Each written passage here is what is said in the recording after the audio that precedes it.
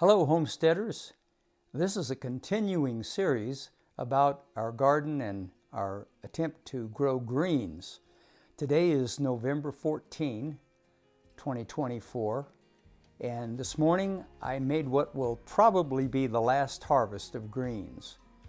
It was a very successful project using the special SIP planters that we designed for planting the greens, and we'll show you that today.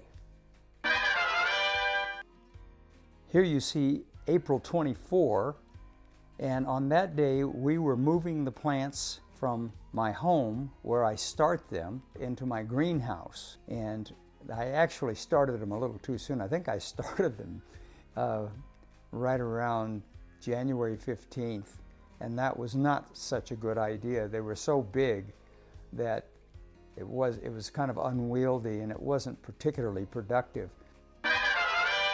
Here we are in May of 2024. We're doing everything in our garden differently this year. We've tried this greenhouse for 2 years in a row without much success because we've had two of the hottest years on record in the state of Colorado. And it was too hot in here for my tomatoes and my peppers. One thing that did grow well in the greenhouse were greens. So we moved everything in terms of tomatoes and peppers outside, and we're just planting our greens inside this summer. So far, it's working very well. We've added our ventilation fan. We've increased the size of our solar panel. It only operates when the sun's shining, and it's helping to keep the temperatures better in here. Also, these blue barrels are all filled with water, and that helps us moderate the temperature in here, because we'll probably have another frost sometime between now, which is around the 1st of May, till the 1st of June. We'll probably have a frost. We almost always do.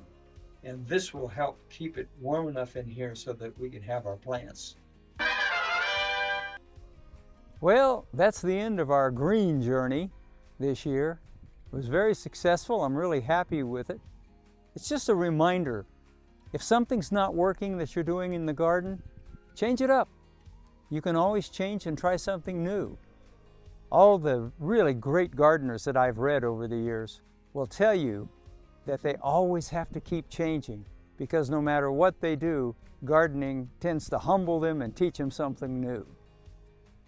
Have a great garden. Thanks a lot for joining us. Keep your eyes on the sky and your powder dry.